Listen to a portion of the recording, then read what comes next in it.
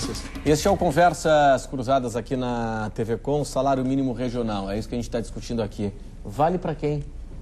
Eu creio que essa situação ela está bastante clara, devido até a uma ação de uma ADIM que foi promovida pela CNC, FEComércio e também a Fiesc que participou como amicus curiae.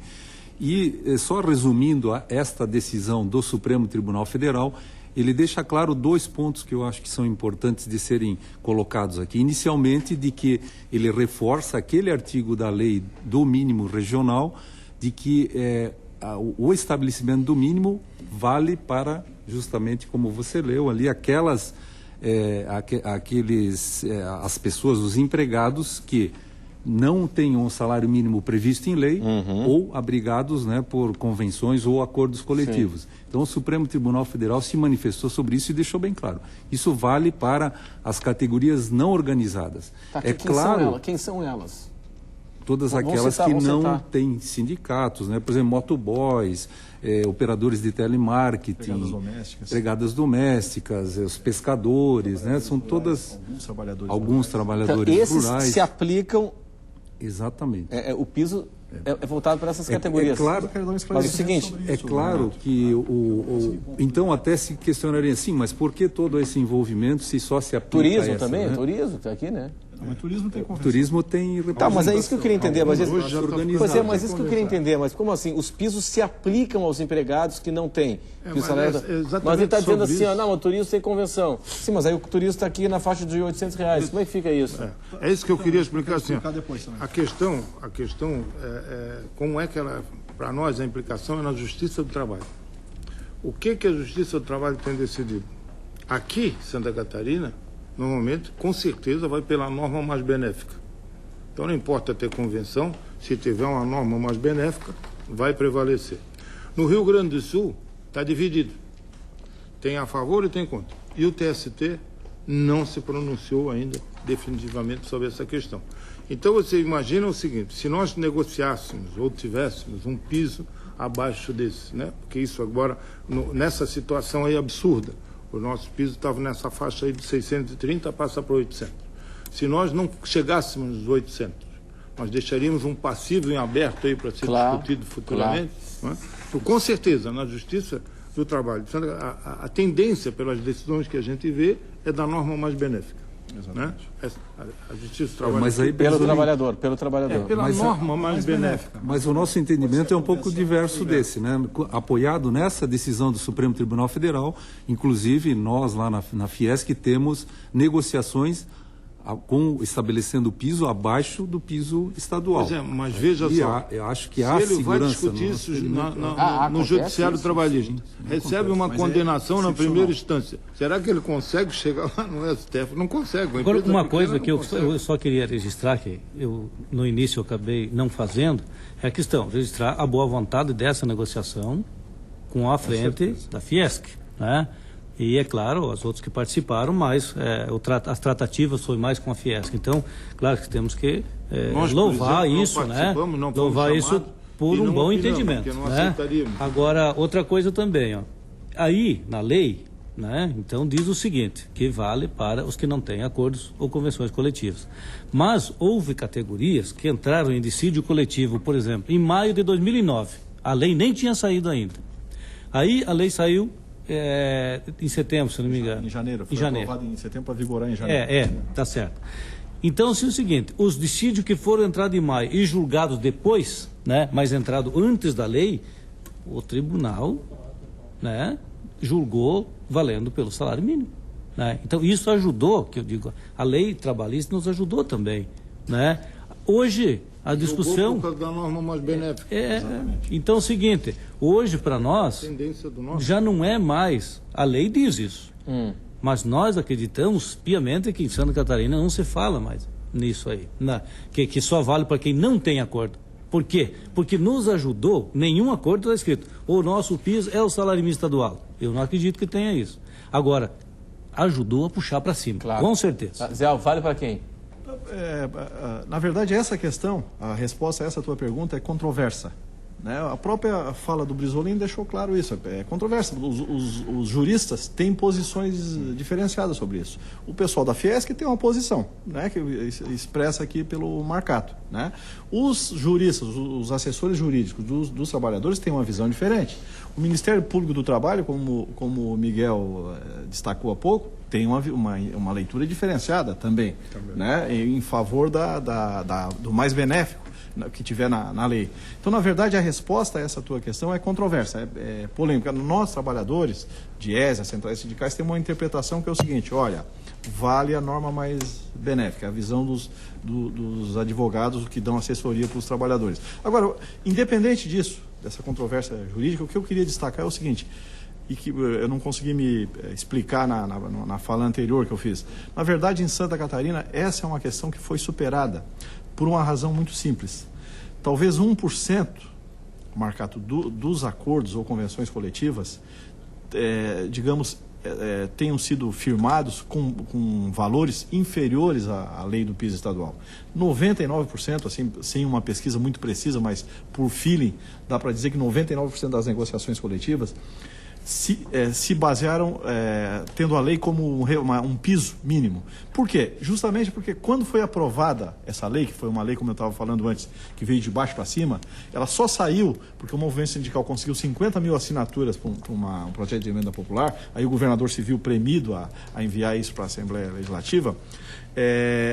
Saída da lei em setembro de 2010, o movimento sindical tomou uma decisão que foi o seguinte: nós vamos agora orientar os nossos filiados para não fecharem acordos abaixo dos pisos. Isso ocorreu concretamente, os empresários sabem disso, isso aconteceu, os trabalhadores iam para a mesa e diziam: olha, nós não fechamos acordo com valores abaixo dos pisos. E naquelas ocasiões onde não houve acordo, portanto ficou sem acordo, o que passou a valer? Passou a valer o piso. Isso, inclusive, foi adotado, vocês sabem disso, como uma estratégia dos trabalhadores. Olha, se o acordo for muito ruim, a convenção for muito ruim, a gente não assina, porque aí fica sem acordo e vale a lei.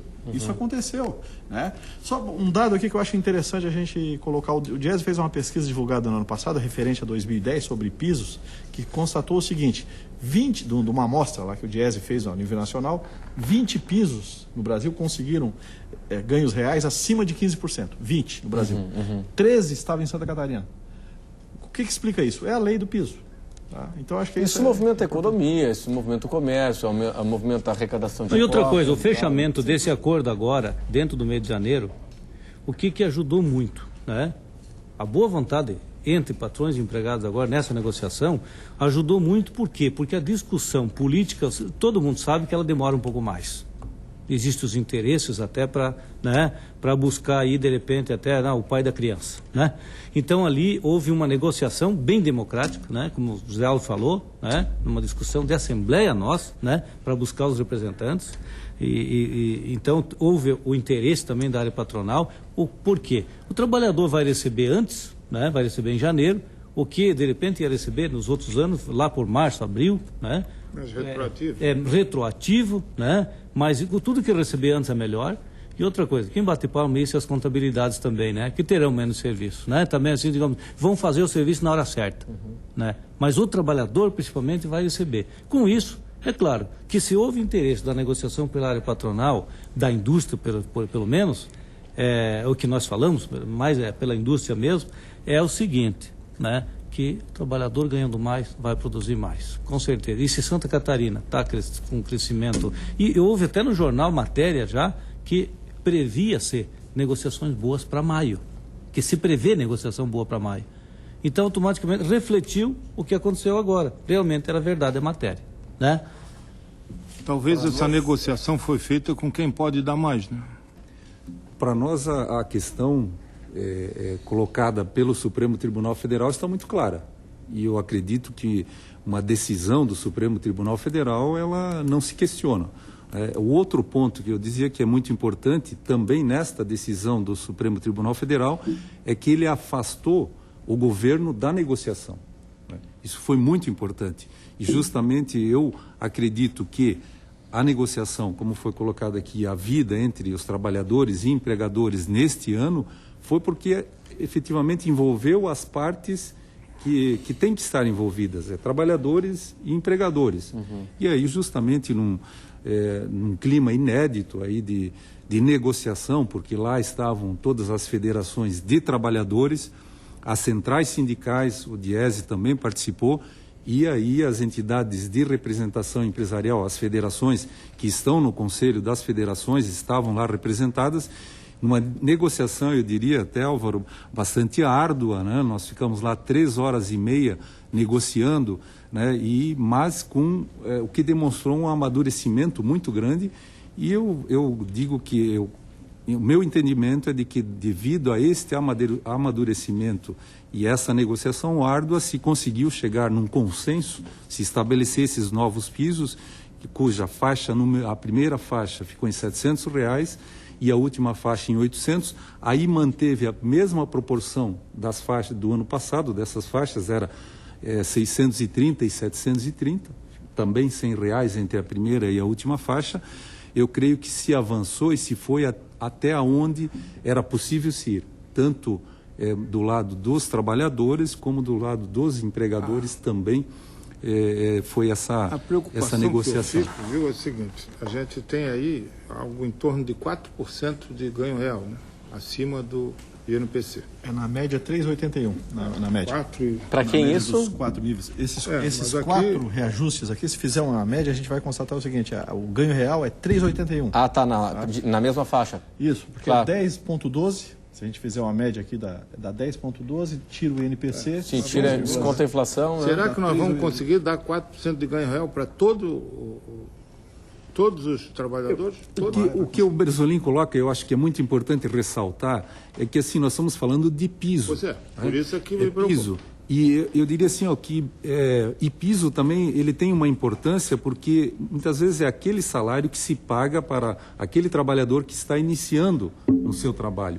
Eu acredito que a grande maioria, pelo menos dos setores organizados da sociedade, eles recebem mais do que isso. Eles podem receber isso no momento em que estão iniciando o seu trabalho na empresa.